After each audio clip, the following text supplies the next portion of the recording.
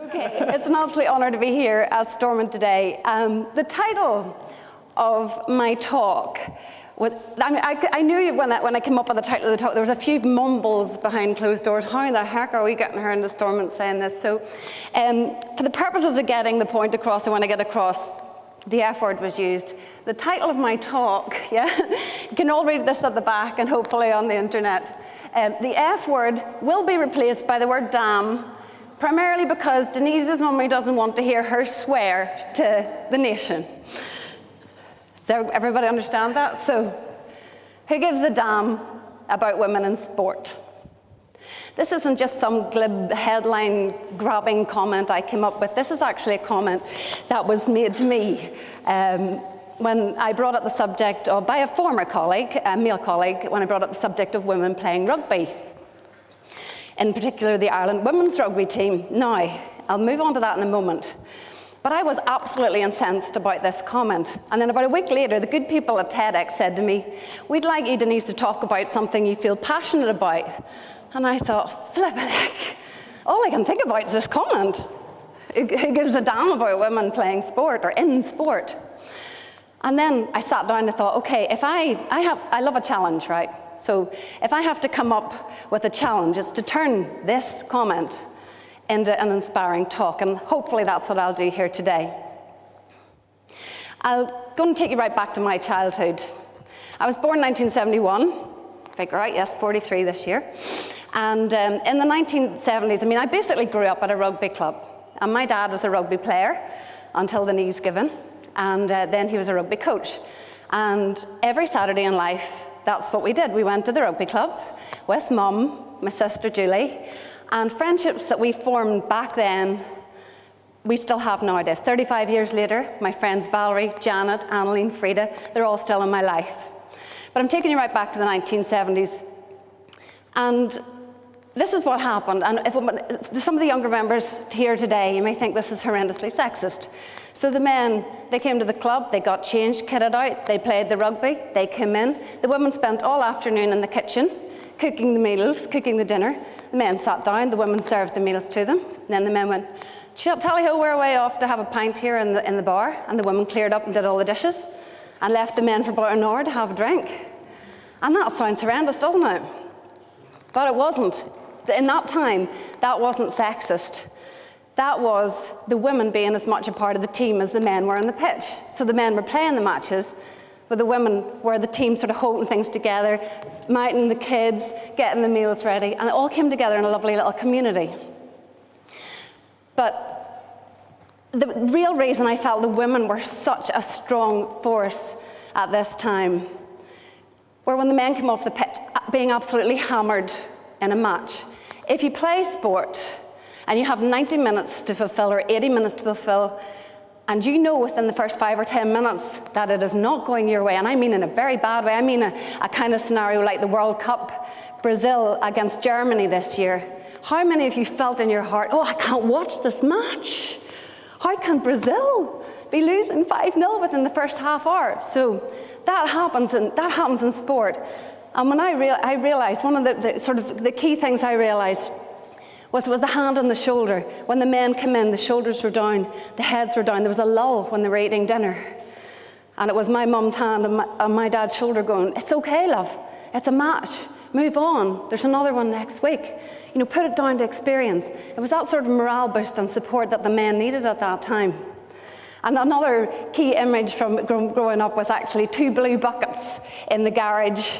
And now bear in mind it's the 1970s, so 2 blue buckets in the garage, and one had my dad's rugby kit steeped with blood and muck and whatnot on it, and the other had terry cloth nappies for me and my sister.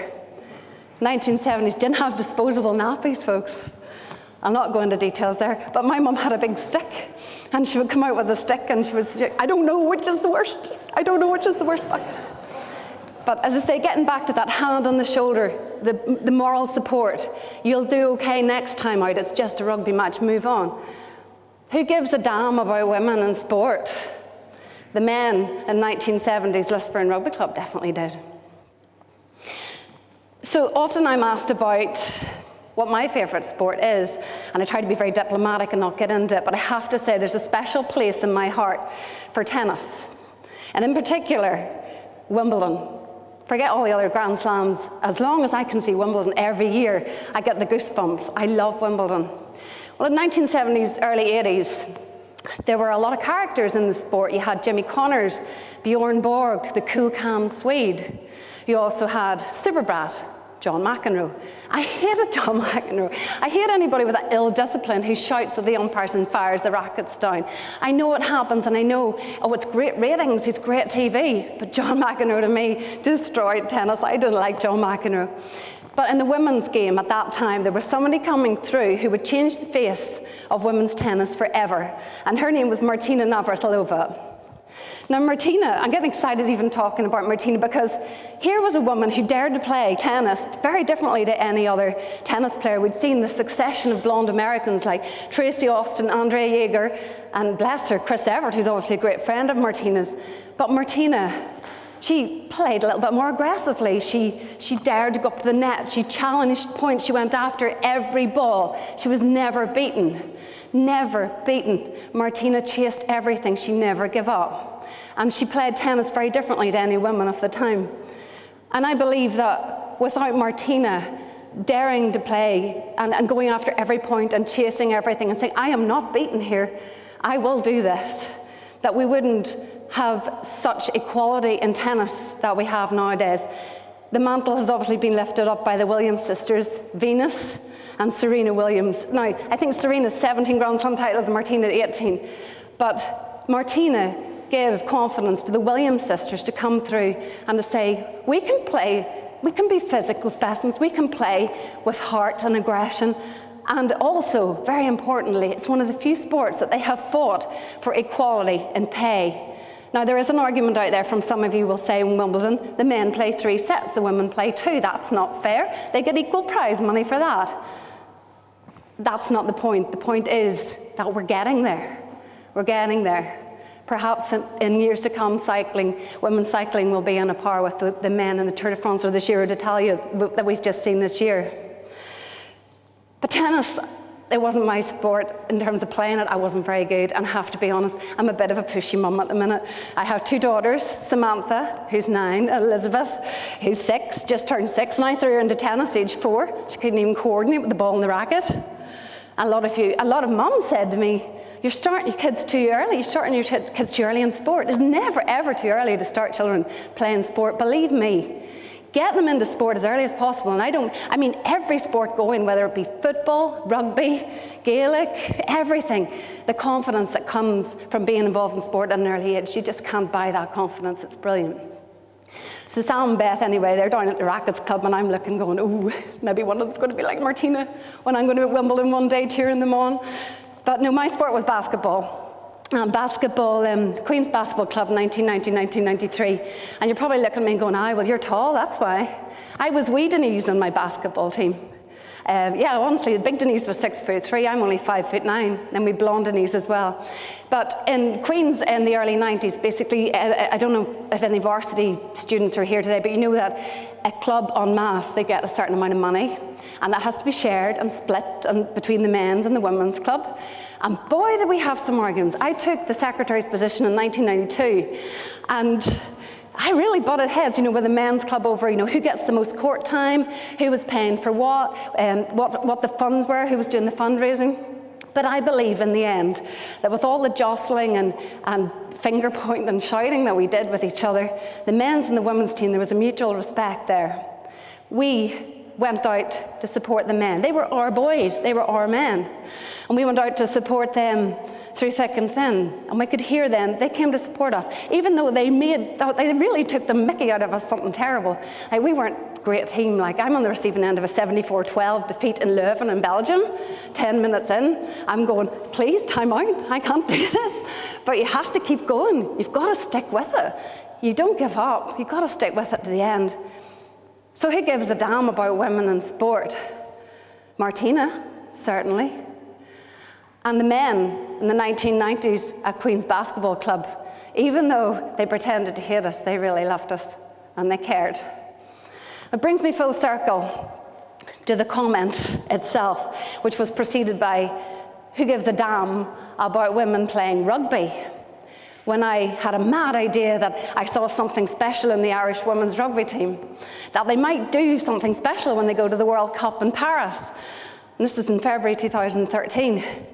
And ladies and gentlemen, I can just ask you now to put your hands together for a team of part-timers who go to the World Cup in Paris representing Ireland. Against all the odds, they beat New Zealand. So please, just 10 seconds of applause for the women's rugby team.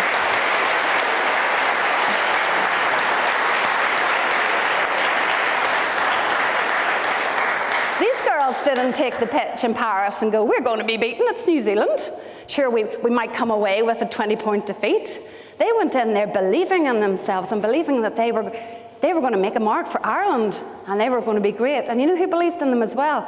RTE, the national broadcaster, and TG4 or TG4, the Irish language channel. They saw something special in these girls as well. And so we were able to enjoy them in their Six Nations game just ahead of this. And I remember turning on RTE and I said to my hubby, who's here in the audience today, by the way, I said to him, we're going to watch Ireland and England at Twickenham. And he said, well, they're not. And I went, it's the women playing. Okay. So I sat down and, I was on, Twitter looking at the comments as usual.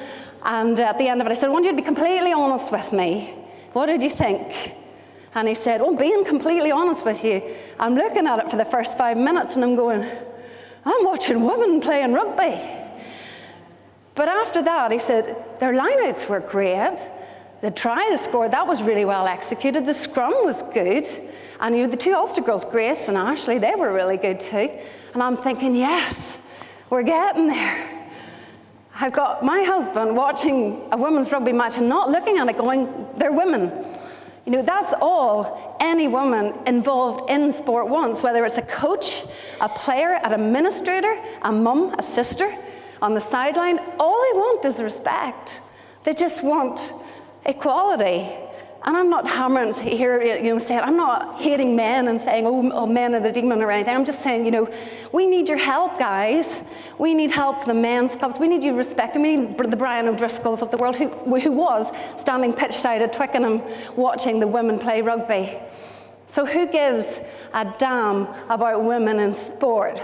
A comment that really incensed me, and hopefully today I've turned around into a comment which is making you think. I give a damn about women in sport, ladies and gentlemen. And I hope that you will think about this too, that you don't turn the remote off when you see women playing sport on the TV and you go, you know what, let's just give this a chance. Let's just watch these girls playing. So my time's nearly up now. And I think the best way to end is by a song by Katy Perry called Roar. And that's because I was putting together, I'm an ambassador in Northern Ireland for women's football. And we've started a 4-year plan about trying to put things in place so that the likes of my daughter will be able to get the best coaches and the best possible. If she decides to play football, she will be able to move forward with the best possible facilities and coaches available to her. Something I wouldn't have had in the 1970s. Ladies and gentlemen, Gaelic football, rugby, soccer, not available to women in the 1970s. It is now. So please embrace it and please remember this talk. The line in this song says, I'm a champion and you're going to hear me roar.